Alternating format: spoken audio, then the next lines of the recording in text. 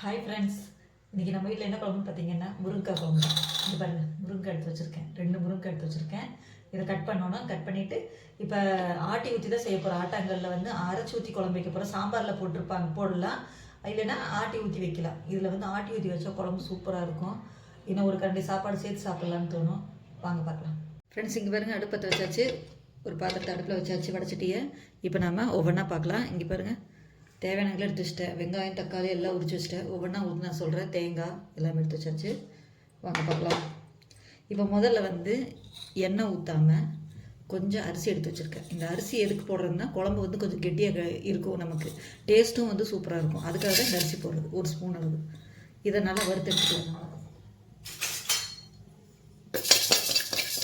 இது நல்லா பொரிஞ்சு வரணும் அரிசி.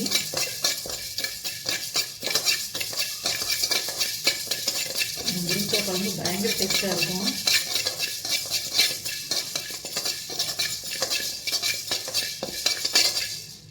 ஃப்ரெண்ட்ஸ், இங்கே பாருங்கள், அரிசி நல்லா வெடிக்குது பாருங்கள்.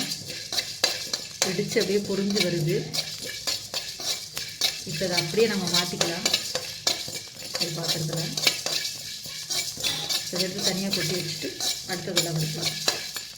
இப்போ வந்து கொஞ்சமாக எண்ணெய் ஊற்றிக்கலாம். நம்ம ஃபஸ்ட்டு கொஞ்சம் எண்ணெய் ஊற்றிட்டு இப்போ மல்லி வந்து தேவையான அளவு எடுத்துக்கங்க. குழம்பு நீங்கள் எவ்வளோ காய் எவ்வளோ போடுறீங்களோ அதுக்கு தகுந்த மாதிரி மல்லி போட்டுக்குங்க.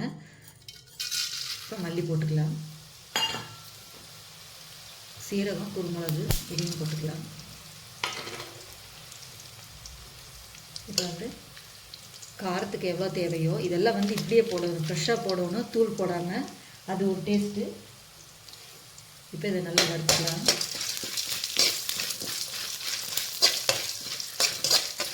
கூட வந்து 2 கருவேப்பிலை தட்டி வச்சுக்கலாம்.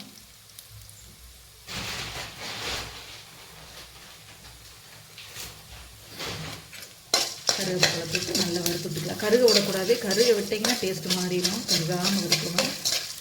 நீங்கள் ஒவ்வொன்றா வறுத்து கூட எடுத்து வச்சுக்கலாம். தனித்தனியாக கருகிற மாதிரி இருந்ததுன்னா தனித்தனியாக போட்டு வறுத்து எடுத்துக்கலாம். இப்போ நான் பக்கத்துலேயே புளி ஊற வச்சுட்டேன். புளி கொஞ்சம் இதுக்கு தேவைப்படும். புளி ஊற வச்சாச்சு. இப்போ இதை நல்லா ரோஸ்ட் ஆனதுக்கப்புறம் இதை தனியாக எடுத்து வச்சுட்டு நம்ம வெங்காயம் தக்காளி வணக்கலாம். ஃப்ரெண்ட்ஸ், இங்கே பாருங்கள், நல்லா வறுவிட்டுருச்சா. இது கூடவே இப்போ நம்ம தேங்காய் போட்டுக்கலாம். தேங்காயும் போட்டு இந்த தேங்காய் பச்சை வாசம் போகிற அளவுக்கு நல்லா வதக்கிக்கலாம். இந்த தேங்காயோட மனம் வரும் பாருங்கள், அந்த அளவுக்கு நம்ம வதக்கிக்கலாம். உங்களுக்கு மிளகாயெல்லாம் கருகிற மாதிரி தெரிஞ்சதுன்னா ஒன்றா தேங்காய் இப்படி போட்டு வறுத்துக்குங்க. அப்படி இல்லைன்னா அது ஃபஸ்ட்டே வணக்கினதை எடுத்து வச்சுட்டு தேங்காய் தனியாக வணக்கிக்கலாம். இது நல்லா வறுத்துக்கலாம்.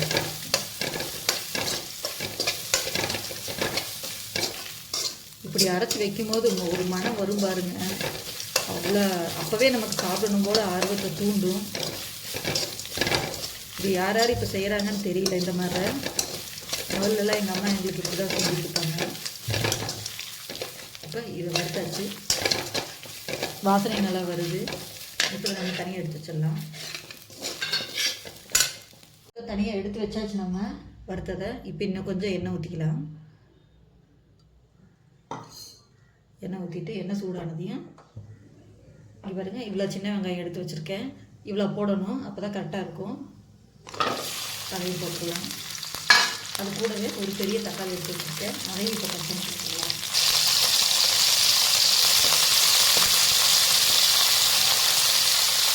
இந்த நாளாக கட் பண்ணி போட்டால் போதும்.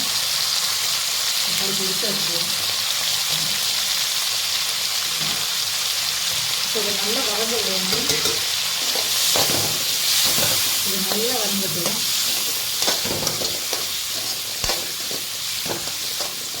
முதல்ல இப்படி தான் செய்வாங்க வீட்டில் பெரியவங்க. அது மாதிரி தான் நம்ம சமைக்கிறோம். மிளகாத்தூள் போடுறதுக்கு மிளகாத்தூள் மல்லித்தூள் போடுறது போல் இந்த நம்ம ப்ளைனாக அப்படியே நம்ம மல்லியை டைரெக்டாக போட்டு அரைச்சோம்னா சூப்பராக இருக்கும்.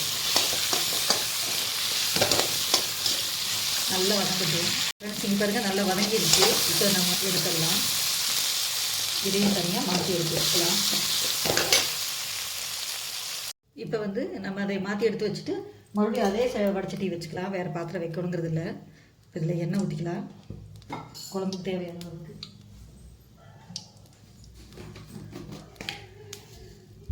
இப்போ எண்ணெய் சூடானது கடுகு போட்டுக்கலாம். கடுகு நல்லா பொரியட்டும். இப்போ கடுகு பொரிஞ்சிச்சு. இப்போ நம்ம கொஞ்சமாக சின்ன வெங்காயம் கட் பண்ணி வச்சுருக்கேன், அதை போட்டுக்கலாம். ஒரு குட்டி தக்காளி நல்லா வதக்கிக்கலாம். இப்போ முருங்கை உங்களுக்கு எவ்வளோ தேவையோ அவ்வளோ போட்டுக்கங்க. நான் இவ்வளோ எடுத்துருக்கேன், 2 முருங்கை எடுத்துருக்கேன். இதோட சேர்த்து இதை அப்படியே கொஞ்சம் நேரம் மூடி வச்சு வதக்கி விடணும். கொஞ்சம் தண்ணி தெளித்து மூடி வச்சிடணும். இது வதங்கட்டும். வதங்கினதுக்கப்புறம் கொஞ்சம் தண்ணி தெளித்து மூடி வச்சுட்டு நம்ம அதுக்குள்ளே போய் இதெல்லாம் ஆட்டி எடுத்துடலாம். வதங்கிடுச்சு. இப்போ நம்ம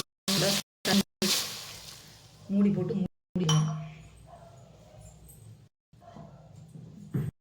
இதோட கொஞ்சம் லைட்டாக போட்டுக்கலாம், நிறைய வேணாம், சும்மா ஒரு பிஞ்ச் போட்டுக்கலாம். இப்போ மூடி வச்சுட்டு நம்ம போய் அரைச்சி எடுத்துட்டோம்னா பாருங்க, தனித்தனியாக எடுத்து வச்சிருக்கல. இதை ஃபஸ்ட்டு வந்து தனியாக அரைச்சிட்டோம்னா நமக்கு சீக்கிரம் அரைப்பட்டுரும். தக்காளி சேர்த்து போட்டோம்னா சீக்கிரம் அரைப்படாது மல்லி எல்லாம். அதனால் தனித்தனியாக அரைச்சி எடுத்துகிட்டு வந்துக்கலாம். இப்போ ஆட்டாக்கல்ல தான் ஆட்ட போகிறேன், ஆட்டிட்டு வந்துடுறேன். ஃப்ரெண்ட்ஸ் இங்கே பாருங்கள், இந்த அரிசியும் சேர்த்து போட்டுக்கணும், மறந்துடாதீங்க. இப்போ இதை அரைக்கலாம். இப்போ மஞ்சத்தூள் போட்டுக்கலாம். மஞ்சத்தூள் போட மறந்துட்டேன், போட்டு ஆட்டிக்கலாம்.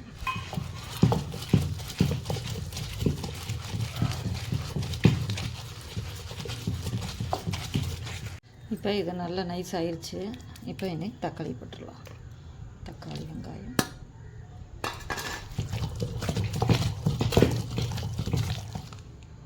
இப்போ ஆட்டியாச்சு. இதெல்லாம் எடுத்துக்கலாம்.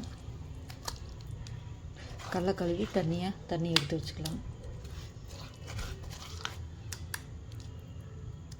ஃப்ரெண்ட்ஸ் இங்கே பாருங்கள், நல்லா ஆட்டி எடுத்துகிட்டு வந்தாச்சு. நல்லா நைஸாக ஆட்டி எடுத்துருக்கேன். மல்லியும் வரமிளகாயும் நல்லா நைஸாக ஆட்டணும், ஏன்னா நம்ம முழுசாக எல்லாமே போட்டிருக்கோம், அதனால. ஓகே ஃப்ரெண்ட்ஸ், வாங்க பார்க்கலாம். இப்போ நம்ம ஓப்பன் பண்ணி பார்க்கலாம். இங்கே பாருங்கள், தண்ணி வற்றிடுச்சு. கரெக்டாக இருக்கும் நம்ம ஆட்டிட்டு வர்றதுக்கும் இது வேகிறதுக்கும் சரியாக இருக்கும். இப்போ இங்கே பாருங்கள், அப்படியே இதை போட்டுக்கலாம்.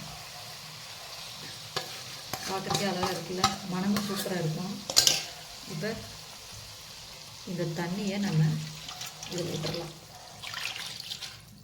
அவ்வளோதான். இதை நல்லா கலக்கி விட்டுட்டு, மனம் பாருங்க சூப்பராக இருக்குது. இந்த கல்லில் ஆட்டி வைக்கிறது தண்ணி டேஸ்ட்டு தான். சாப்பிட்டு பாருங்கள் இது மாதிரி செஞ்சு. இப்போ நம்ம புளியை ஊற வச்சுருக்கோம். புளி வந்து சும்மா கொஞ்சமாக போட்டால் போதும், நிறைய தேவையில்லை. இங்கே பாருங்கள், சும்மா கொஞ்சம் தான் எடுத்திருக்கேன். இப்போ இதை கரைச்சி இதை ஊற்றிடலாம் நம்ம. எனக்கு இந்த குழம்பு ரொம்ப பிடிக்கும். யார் யாருக்கெல்லாம் முருங்கைக்காய் பிடிக்கும்னு சொல்லுங்கள். இப்போ இதை நல்லா கரைச்சி இதை ஊற்றிக்கலாம். நீங்கள் காலையில் எழுந்து சமைக்க முடியலன்னா கூட இந்த மாதிரி நைட்டு வச்சிட்டிங்கன்னா காலையில் சூடு பண்ணி எடுத்துகிட்டு போய்க்கலாம். கெடாது ஒன்றா, குழம்பு நல்லாயிருக்கும், இன்னும் டேஸ்ட்டாகவே இருக்கும் அடுத்த நாள் சாப்பிடும்போது. அப்போல்லாம் என்ன செய்வாங்க, அப்படி தான் செய்வாங்க. சாயங்காலமே ஆட்டி ஊற்றி வச்சுருவாங்க, குழம்பு வச்சுருவாங்க. அடுத்த நாள் காலையில் எடுத்துகிட்டு போவாங்க. அப்போல்லாம் மிக்ஸி இல்லாத டயத்துலலாம் என்ன பண்ணுவாங்க, இப்போ தான் மிக்ஸி வந்துடுச்சு. ஓகே மிக்ஸிங்க பாருங்கள். நீங்கள் உப்பு போட்டுக்கலாம். உப்பு நம்ம கொஞ்சமாக தான் போட்டோம். இப்போ குழம்புக்கு தகுந்த மாதிரி உப்பு போட்டுக்கலாம்.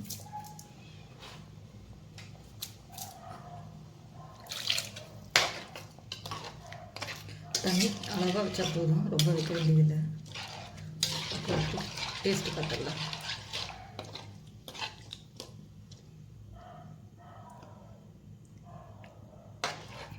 இப்போ கரையணும், இன்னும் கொஞ்சம் நேரம் கரையட்டும். இப்போ அப்படியே ஒரு மூடி போட்டு மூடி வச்சிடணும். மிளகு வாசம் அடிச்சிடக்கூடாது, மூடி வச்சிடணும் நல்லா. பெரிய மூடி போட்டு மூடி வச்சிடுறேன். கொஞ்சம் ஓப்பனில் விட்டுறலாம், ரொம்ப மூடாமல். இப்போ அதை நல்லா கொதித்து வரட்டும். இப்போ குழம்பு ரெடி ஆயிடுச்சான்னு பார்க்கலாம். நல்லா கொதிச்சு வந்துடுச்சு, சூப்பராக இருந்துச்சு. பாருங்க, நமக்கு இப்போ முருங்கைக்காய் குழம்பு ரெடி. இனி ஸ்டவ் ஆஃப் பண்ணிடலாம். நமக்கு கமகமன்னு வாசனையோட ஒரு முருங்கைக்காய் குழம்பு ரெடி ஆயிடுச்சு. அவ்வளோதான், ஸ்டவ் ஆஃப் பண்ணிக்கலாம். ஃப்ரெண்ட்ஸ், நமக்கு வந்து முருங்கைக்காய் குழம்பு ரெடி ஆயிடுச்சு. இப்போ நம்ம அதை ஒரு பவுலில் மாற்றிக்கலாம். பாருங்க, நல்ல வாசனையாக இருக்குது. ஆட்டாங்கல் ஆட்டி வச்சதுல பயங்கர டேஸ்ட்டாக இருக்கும். நீங்கள் இதே மாதிரி ட்ரை பண்ணி பாருங்கள். உங்கள் வீட்டில் ஆட்டுக்கல் இருந்துச்சுன்னா. இப்போ அதை டேஸ்ட் பண்ணி பார்த்துடலாமா? இங்கே பாருங்கள், சூப்பராக இருக்குது.